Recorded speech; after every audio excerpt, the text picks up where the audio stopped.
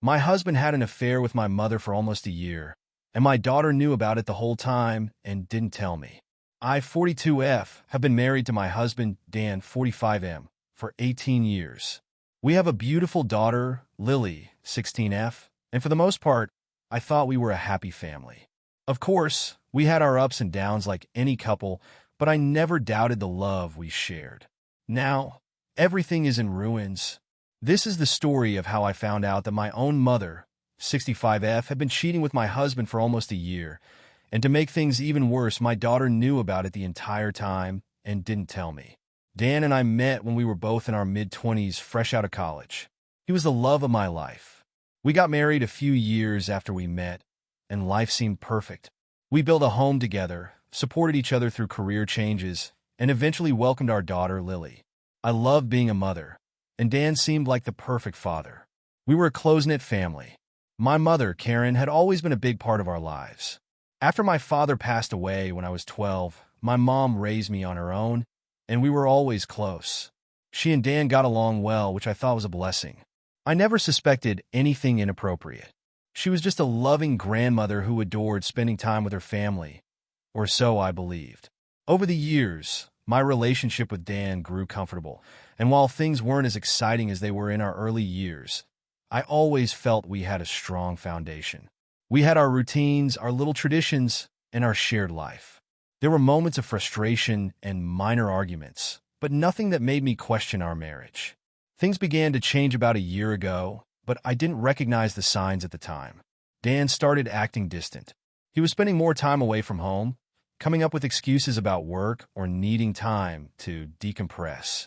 I asked him if something was wrong, but he always brushed it off, saying he was just stressed from work. I began noticing subtle changes in my mother, too. She started coming over to our house more frequently, and she and Dan seemed to be closer than usual. They'd sit together, laughing about old stories, and sometimes I'd walk in on them having quiet conversations in the kitchen. I chalked it up to the bond they'd formed over the years and never thought much of it. After all, this was my mother. But there was this nagging feeling in the back of my mind that something wasn't quite right. I'd catch them exchanging glances, or Dan would pull away from me when I tried to be affectionate. I even confided in Lily a few times, asking her if she'd noticed anything strange, but she always told me I was overthinking things. She was a teenager, so naturally, I didn't expect her to be too invested in her parents' relationship. I should have trusted my instincts, but I didn't.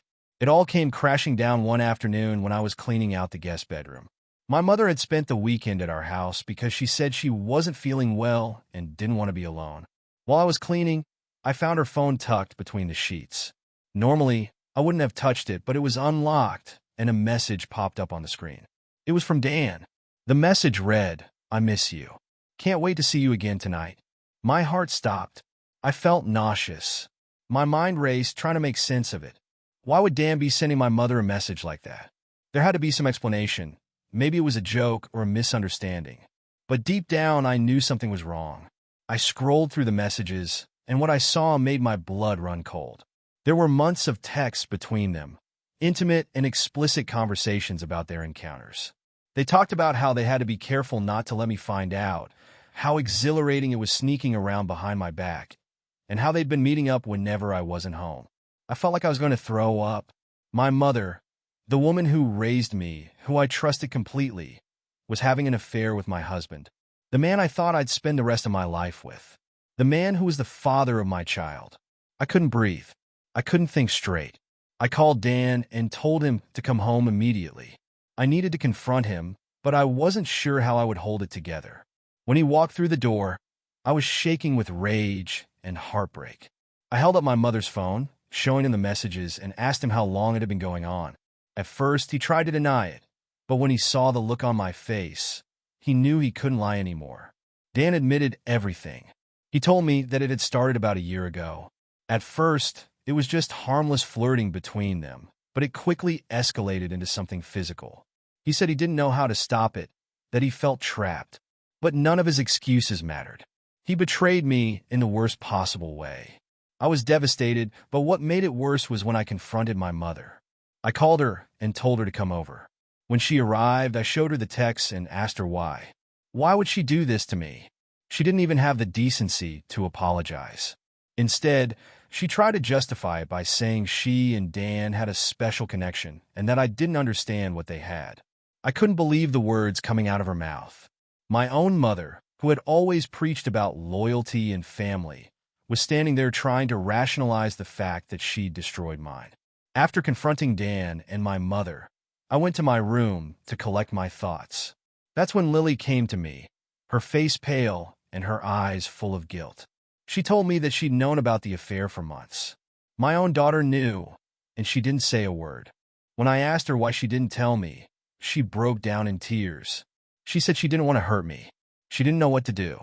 She was scared, and she thought that maybe, somehow, things would go back to normal if she just kept quiet. I couldn't believe it. I was furious, heartbroken, and completely lost. The betrayal from my husband and my mother was one thing, but knowing that my daughter, my own flesh and blood, had kept such a devastating secret from me was almost too much to bear. I felt utterly alone, like I couldn't trust anyone anymore. It's been about 3 months since I found out about the affair, and my life has changed in ways I never could have imagined. Dan moved out of the house immediately after the confrontation. I didn't want him anywhere near me or Lily, even though she begged me to let him stay so we could work things out. But there was no working this out. There was no fixing what he did. He destroyed our family, and I wasn't about to pretend otherwise. As for my mother, I cut her out of my life completely. She tried reaching out a few times, sending me messages saying she was sorry and asking if we could talk, but I ignored her. I can't even look at her without feeling physically sick. Lily and I have been trying to rebuild our relationship, but it's been hard. I'm still so hurt that she kept the affair from me, even if I understand that she was just a scared kid who didn't know how to handle such an awful situation. We've been going to therapy together, which has helped, but the trust between us has been damaged. I want to forgive her, but it's going to take time. I'm in therapy too, trying to make sense of everything that's happened. Some days are better than others, but the pain of the betrayal is always there, lurking in the background. I feel like I've lost everything: my marriage, my relationship with my mother, the sense of security I had in my own family. People always say time heals all wounds, but I'm not sure how true that is. I'm still trying to figure out how to move forward, how to rebuild my life after everything fell apart. One thing I do know is that I won't let Dan or my mother back into my life. They made their choices, and now they have to live with the consequences. As for Lily, I'm holding on to hope that we can rebuild our bond. She's still my daughter, and I love her more than anything, even if her actions hurt me deeply. I'm not sure what the future holds for me, but I'm taking things one day at a time. All I can do now is focus on healing and trying to find some semblance of peace after everything that's happened. Subscribe and like for more videos.